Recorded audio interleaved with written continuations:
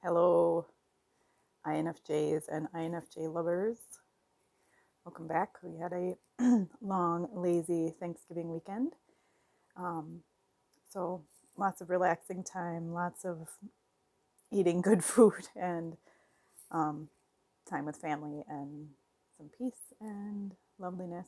I really, really enjoy Thanksgiving. It was a little different this year, a lot less people because of the COVID, but it was still good.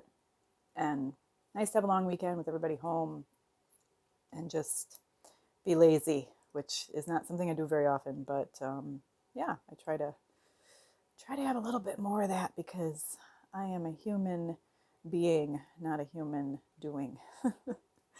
But today I'm going to answer another viewer question, and I could actually make this a really short video if I wanted to, because the question is, how do you deal with conflict? I could make it a really short video and just say, how do I deal with conflict? I don't. Goodbye. um, yeah, conflict avoidance has kind of been a skill of mine for probably most of my life. Definitely my unhealthy adult life. I don't know what I like least, or I don't know what I hate more, conflict or 20 below zero. It's, yeah, conflict is difficult. I have a really difficult time dealing with anger, other people's anger, my own anger. And conflict for me always seems to come with anger. Not necessarily mine, but other people's. And anger is very, very disruptive to me. It makes me want to run and hide. It makes me want to like go in a corner somewhere and curl up, I guess. Very uncomfortable. And so conflict avoidance, I was definitely in, my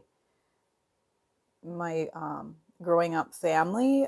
My role was definitely peacemaker, mediator, always trying to keep the peace, keep people from fighting, make sure that everything was comfortable and lovely for them and probably for me, because I couldn't really deal with the emotions of what conflict involves. But I'm trying to be healthier. And now, I don't know if you heard, my boys are still home. They were laughing. I'm trying to be healthier, and you can't avoid conflict forever.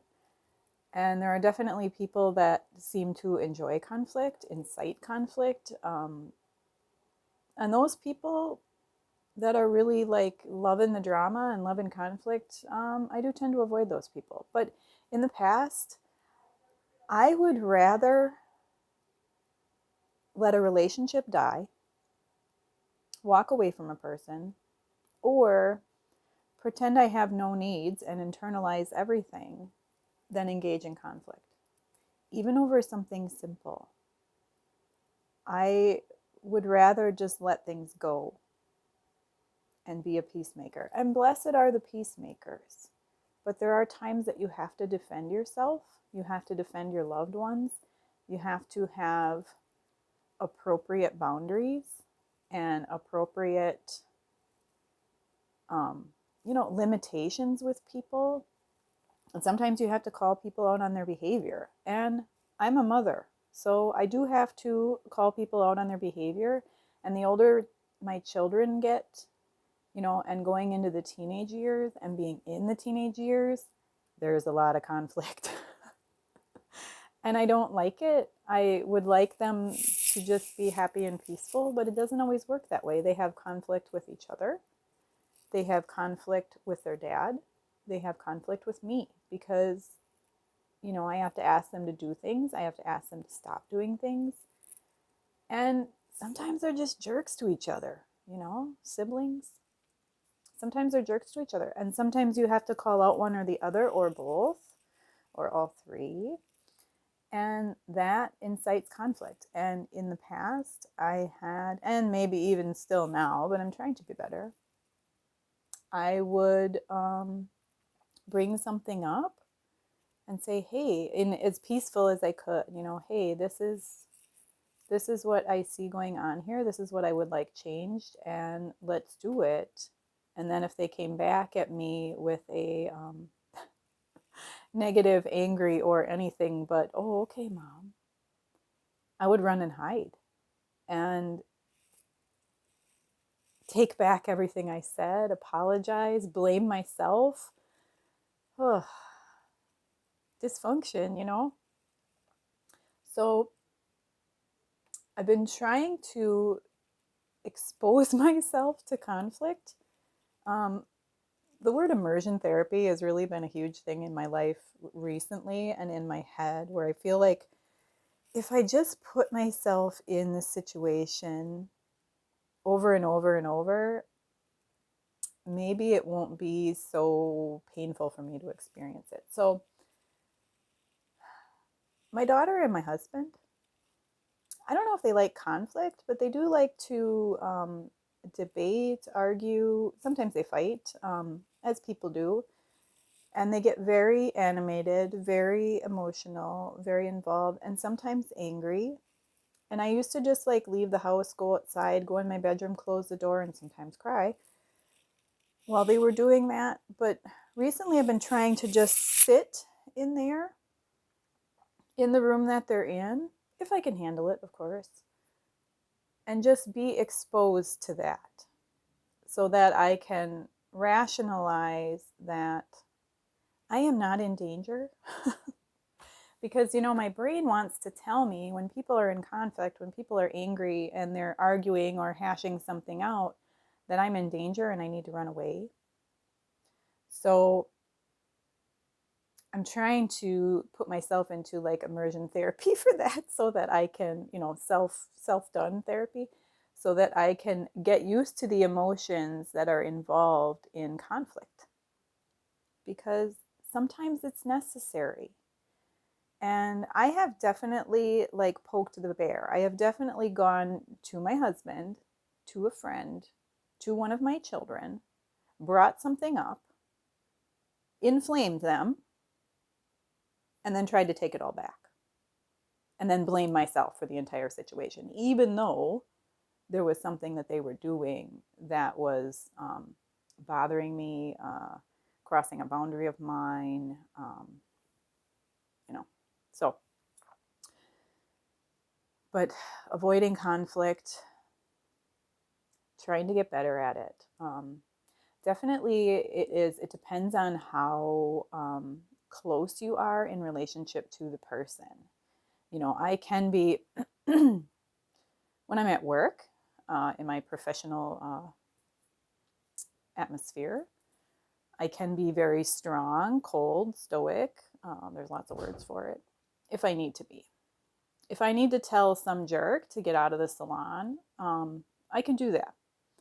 And if I need to put on an intimidating air so that some some guy can mind his manners and behave himself and not be overly flirtatious to my beautiful partner, I can do that.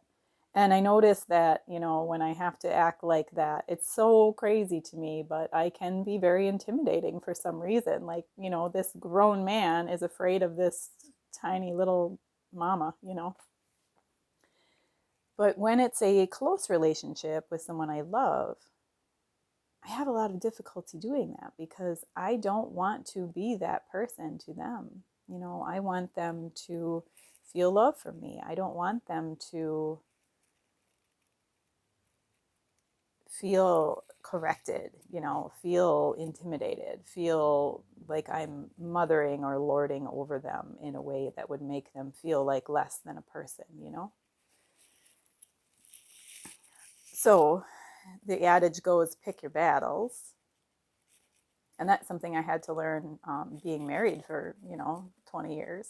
You pick your battles, because sometimes I realize, like, are we going to have this same argument that we've had 50,000 times when I know what the result is going to be?